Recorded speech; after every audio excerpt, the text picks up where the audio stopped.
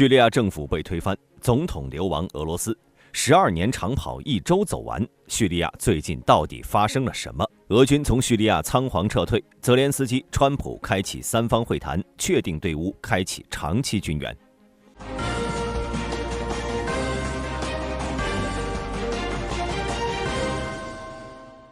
12月8号，由于反政府武装的逼近，叙利亚总统阿萨德辞职并逃离该国，并下令和平移交权力。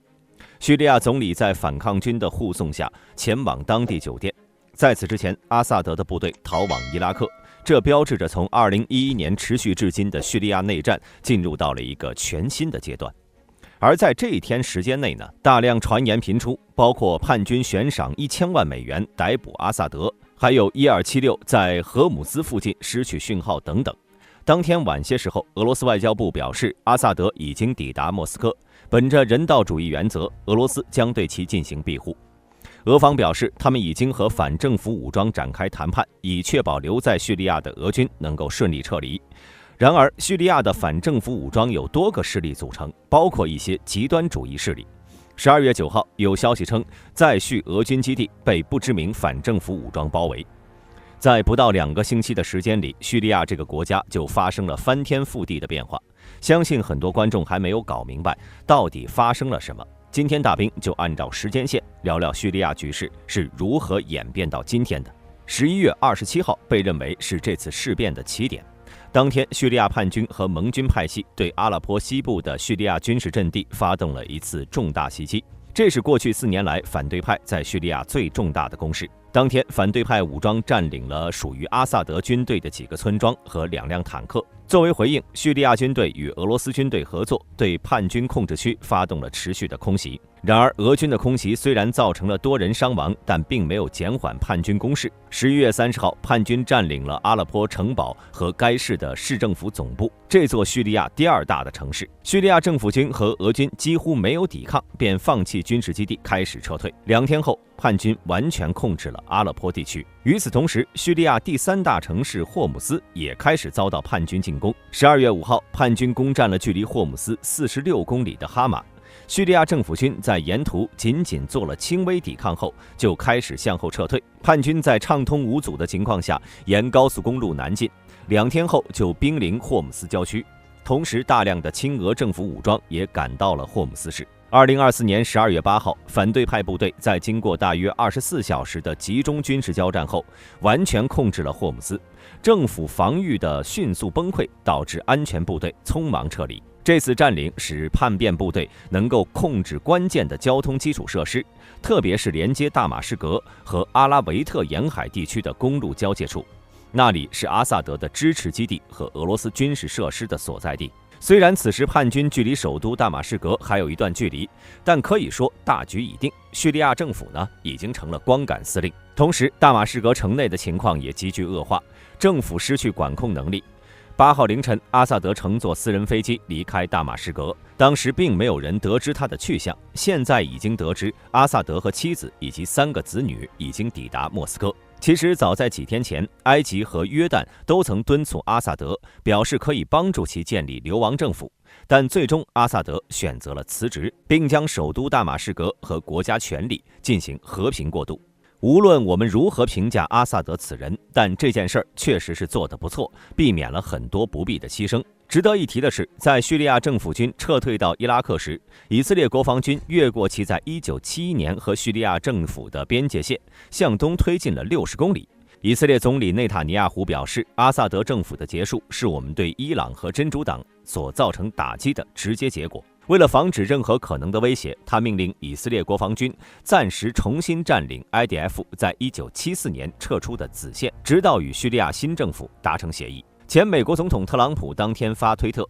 表示，俄军在多年里一直保护着阿萨德政府，但是由于俄乌战争，俄罗斯失去了对叙利亚的兴趣。同时他表示，叙利亚已经成了一个烂摊子，美国不应该参与其中，也不应该保持任何关系。美国负责中东事务的国防部副助理部长丹尼尔·夏皮罗表示，任何人都不应该为阿萨德政权的终结流泪，并补充说，美国将在叙利亚东部保持军事存在，以确保长期压制当地的极端主义。中国有句古话叫做打天下易，守天下难。虽然阿萨德政府已经倒台，但叙利亚叛军又分为数十股力量，而且大部分都有各自不同的背后势力。未来叙利亚想迎来真正的和平，可能还需要相当长的一段时间。大兵也会持续关注该地区局势，为大家带来各种最新的报道分析。希望看到这里的各位能点个关注，你们的支持是我更新的动力。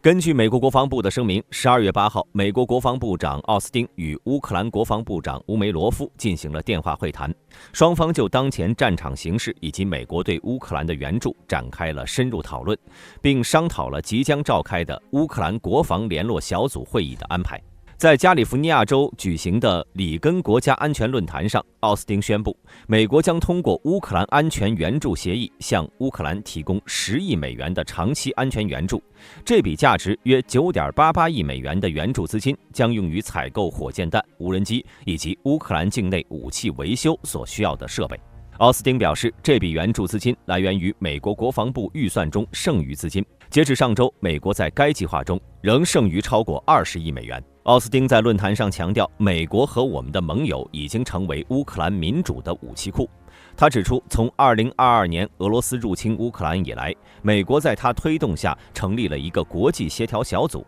以向基辅提供军事援助。截至目前，美国已向乌克兰提供超过了620亿美元的安全援助，国际伙伴提供了额外的570亿美元。俄罗斯为此付出了巨大代价。奥斯汀透露，俄罗斯军队已遭受约70万人的伤亡，而这一数字还在加速增长。尽管俄罗斯在乌克兰东部继续取得了一些小规模进展，奥斯汀还在论坛上指出，来自瑞典、立陶宛等欧洲国家的政治和防务官员也在与会，呼吁继续向乌克兰提供援助，并争取新一届美国政府的支持。奥斯汀在谈及即将到来的美国总统换届时提到，后任总统曾表达过对结束乌克兰战争的意愿，但并未明确承诺任何具体结果。奥斯汀强调，我们可以继续对抗克里姆林宫，或者我们可以让普京随心所欲，并将我们的子孙后代置于动荡和冲突的世界中。他表示，本届政府已经做出了选择，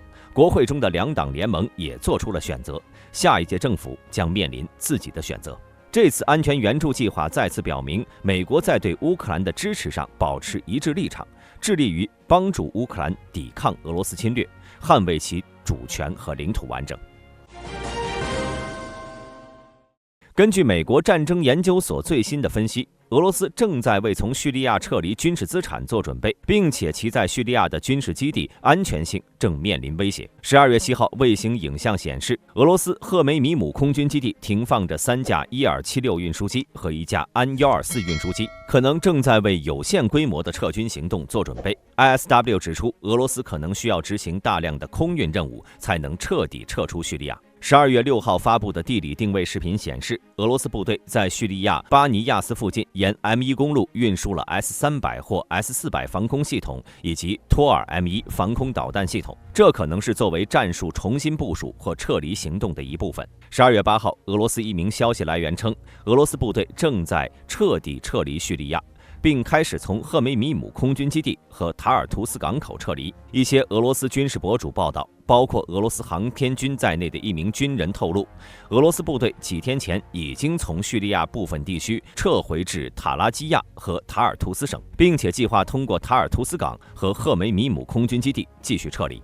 然而，至少有一支俄罗斯部队被包围在叙利亚某个不明区域，正等待援助或谈判开辟撤退通道。这表明俄罗斯已经放弃了在塔尔图斯港和赫梅米姆之外的战术位置。俄罗斯的一名军事博客作者声称，俄罗斯海军的海军上将格里戈罗维奇号护卫舰和工程师特鲁宾号货船已经离开了塔尔图斯港。俄罗斯部队正在通过空运撤离赫梅米姆空军基地的武器。另有消息称，土耳其正在允许俄罗斯通过其领空进行军事资产撤离。尽管有报道称俄罗斯已经获得了叙利亚反对派的保障，确保其军事基地的安全，但目前尚不清楚俄罗斯是否会继续从叙撤军。即使俄罗斯维持在叙的部分基地，这对莫斯科来说仍然是重大的地缘政治损失。俄罗斯在叙利亚失去军事基地，将对其全球军事布局产生深远影响。莫斯科利用塔尔图斯海军基地在地中海投射力量，